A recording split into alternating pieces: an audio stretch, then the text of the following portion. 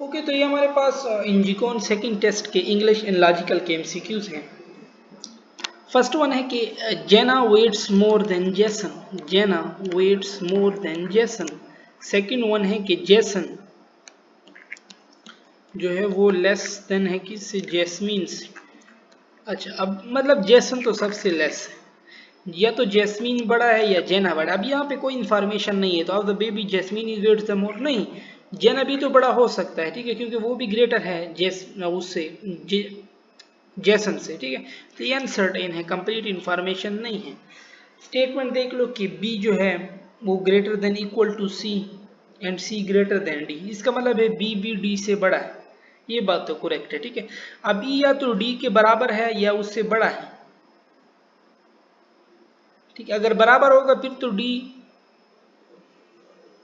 D से B बड़ा है, तो बी फिर ई से भी बड़ा होगा, ठीक है। और एफ इसने क्या कहा है कि एफ भी अगर ई के बराबर होगा फिर भी बी एफ से बड़ा होगा, लेकिन यहाँ पे इसने ग्रेटर वाला निशान भी लगाया, तो फिर अनसर्टेन बात है, ये हम नहीं कह सकते। बड़ा भी हो सकता है, बराबर भी हो सकता है, फिर तो हम नहीं कह सकते ना, तो कंक्लूजन वन तो नहीं कह सकते। क्यों? क्योंकि उसने एफ को बड़ा भी लिखे और इक्वल लिखे। अगर इक्वल की बात होती तो फिर तो बी बड़ा था, लेकिन इसने बड़े की बात की है। अब बी को हम एफ के साथ कंपेयर नहीं कर सकते।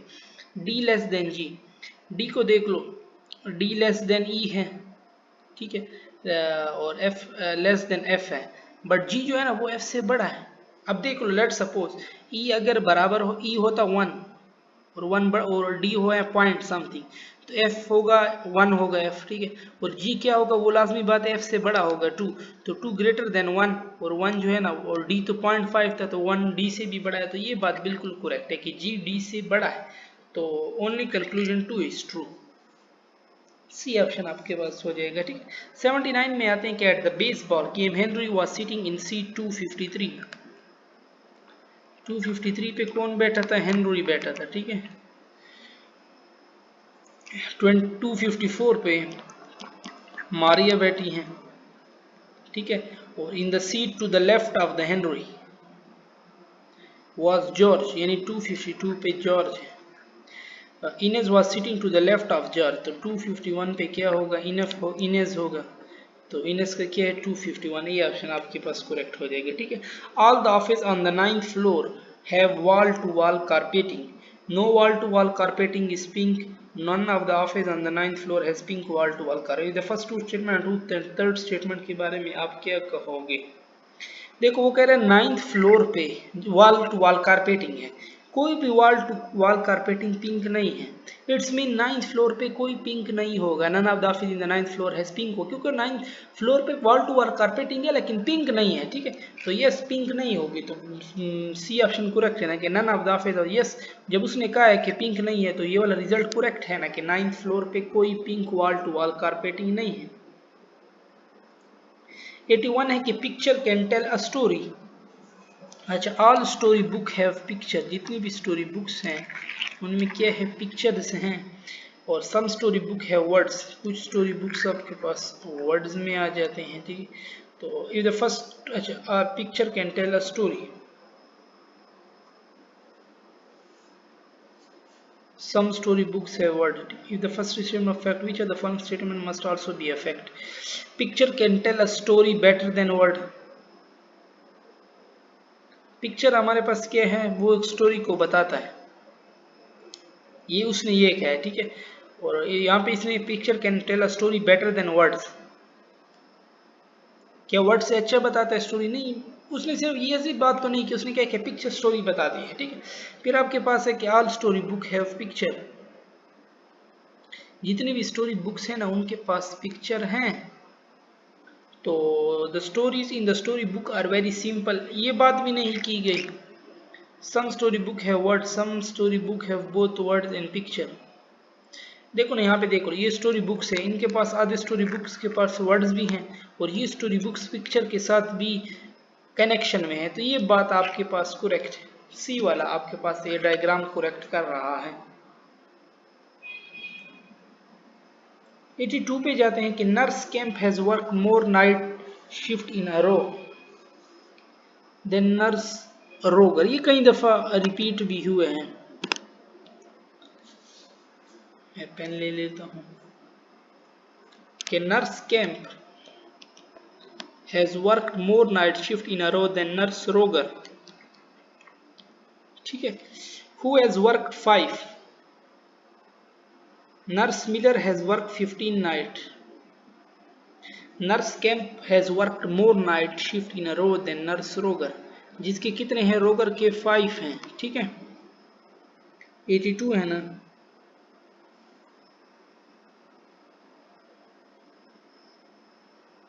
तो रोगर के कितने हैं, 5 है। Nurse Miller has work 15 night, Miller जो है ना इसने तो 15 किए हुए हैं, मैं MI दे देता हूँ, इसके कितने हैं, 15 है, मतलब मिलर फिर ज्यादा है रोगर से, ठीक है। आगे जाते हैं, more than nurse camp and रोगर, यस कैंप से भी ज्यादा है, रोगर से भी ज्यादा है, ठीक है, खुद इसने कहा हुआ है। और अगर कंबाइन भी कर लेना, वो कह रहा है कि फिर भी ज्यादा है, मतलब इसके कितने होने चाहिए, इसके 9 होने चाहिए, तो 5 जमा 9 14 होगा, ठीक है, मतलब या इसके 8 होने चाहिए, 5 तो 15 से कम होंगे। उसने ये बात की अगर कंबाइन भी कर लो मिलर के फिर भी 15 ज्यादा आ रही हैं। अच्छा, nurse Kelvin has work 8 night shift in a row, कौन सी नर्स आ गई है अब, केल्वन, वो कह रही है कि केल्वन आ गई है, लेकिन केल्वन की कितने शिफ्ट हैं, वो 8 हैं आपके पास, ठीक है, केल्वन की 8 हैं, जब केल्वन की 8 हैं तो फिर ये के वाला क्या हो जाएगा, इसके 9 हो जाएंगे, क्योंकि उसने कहा केल्वन के के से कम है, 10 तो हो नहीं सकता, क्योंकि फिर तो 15 के बराबर हो जाएगा, ठीक है। और फिर आगे जाए, इन अ रो, ठीक, how many night shift in a row has nurse Kemp, Kemp की कितने आ रहे हैं, 9 आ रहे हैं ना, तो बी ऑप्शन आपके पास करेक्ट हो जाएगा। अच्छा, अब आपके पास है ये प्रेपोजिशन टॉपिक, और ये बिल्कुल रट्टे जैसे होते हैं, ठीक है, वर्ड्स मीनिंग जैसे होते हैं, ये याद करने पड़ते हैं आप, ठीक है। और फिर कुछ कुछ की मीनिंग चेंज होती है, अब जैसे on mother day I gifted her Juli made dash pure gold, अब जब ओरिजिनल में होता है ना उसके लिए हम क्या यूज करते हैं, मेड ऑफ प्योर गोल्ड, ठीक है, गोल्ड नजर आ रहा है, और अगर ओरिजिनल में ना हो तो फिर हम क्या यूज करते हैं, मेड फ्रॉम, जैसे अब पेपर है कि उसमें वुड नजर आता है, नहीं, मेड फ्रॉम वुड फिर कहोगे, ठीक है।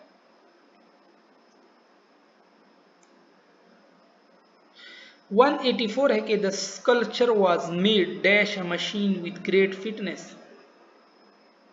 तो स्कल्पचर किस चीज से बनाया गया था, it was made by a machine with great fitness, अब ये प्रेपोजिशन है, made by refer to the method और process use to make something,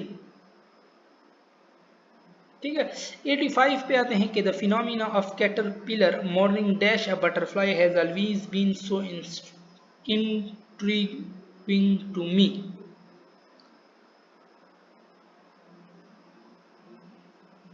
और द फिनोमिना ऑफ, अब ये प्रोफेशन है ना, इसके लिए यूज करते हैं इनटू, प्रेपोजिशन आप स्पेसिफिक यूज करते हैं, ठीक है, इनटू अ बटरफ्लाई, अब ये स्पेसिफिक है, ठीक है, जैसे लुक आफ्टर टू, देखभाल करना, लुक इनटू मतलब उसको पड़ताल करना उस चीज का, ठीक है। फिर आपके पास है कि you can buy a plastic cover to put dash your computer, अब अगर उसको टच कर रहा होता है ना तो हम ओवर यूज करते हैं, ऊपर ऊपर, ठीक है, और अगर नीचे से टच कर रहा होता है जैसे अंडर अ ट्री, तो फिर वो उसके लिए अंडर यूज करते हैं, अब तो मतलब टच ना कर रहा हो, ठीक है। ही आम तो इस तरह होता है कि उसके ऊपर पड़ा हुआ है, अब ये तो पड़ा नहीं हुआ ना, ये तो ऊपर टच कर रहा है और ऊपर इसको घेर भी रहा है, ठीक है। He emptied the suitcase full of clothes dash to the floor, अच्छा इसमें अगर बहुत ही करेक्ट इन टू, क्योंकि अच्छा ऑन टू सही है, क्योंकि ऊपर से नीचे जब हम यूज करते हैं ना वो ऑन टू यूज करते हैं, ठीक है, मोशन में हो, मोशन वाले के लिए यूज कर दे, ऑन तो बस स्टेटिक पड़ा हुआ हो, ठीक है, तो देखो ना सूटकेस से कपड़े गिर रहे होंगे, तो ये ऑन टू वाला करेक्ट है। It is another 3 weeks dash the holidays, so यार ये स्पेसिफिक प्रेपोजिशन टू भी यूज कर सकते हैं, ठीक है, until भी आपके पास करेक्ट है। I chain my bike dash a bench but the bench was broken, I chain my bike to a bench, इसके साथ करेक्ट प्रेपोजिशन है, ठीक है, physical attachment between two things, the CEO was impressed dash the progress the team had made in a such, तो impressed bye होता है, ठीक है। 91 पे आते हैं कि conference will be held dash 9 AM dash 5 PM, तो फ्रॉम 9 AM टू 5 PM।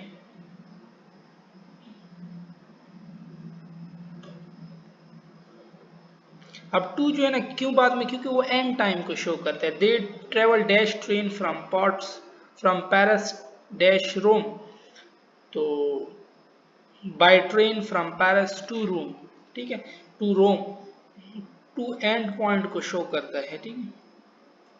फिर है कि while Liz was dash the dentist I went shopping to cut time, so while Liz was at specific position उसकी जाहिर कर रहा है, ठीक है।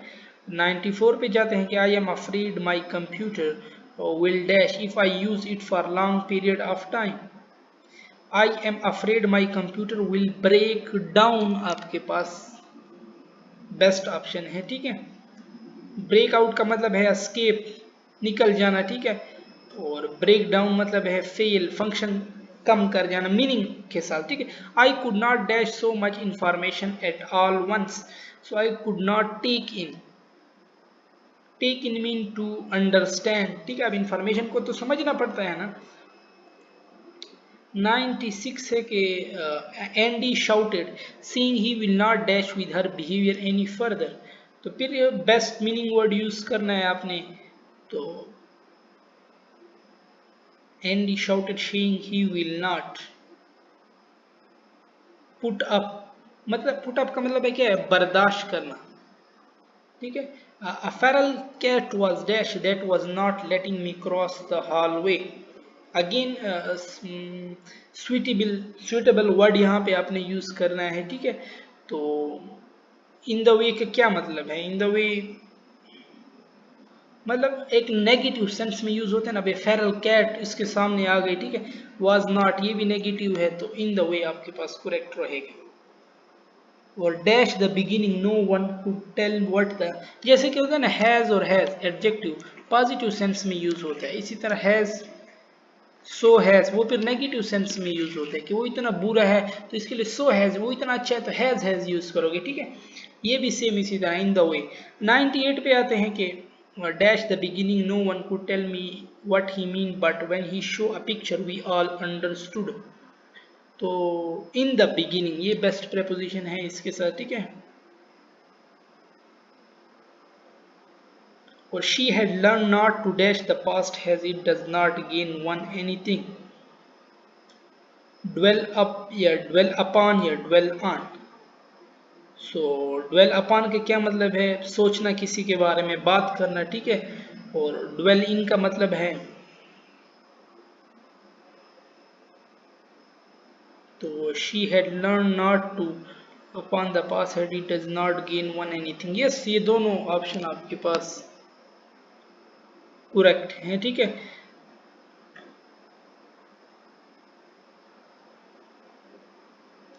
तो नेक्स्ट है आपके पास ड्वेल ऑन ड्वेल अपॉन, इनका मतलब सेम है ना, और ड्वेल इन जब आ जाता है उसके फिर क्या मतलब है आपके पास कि एक जगह पे स्पेसिफिक जगह पे रहना, ठीक है।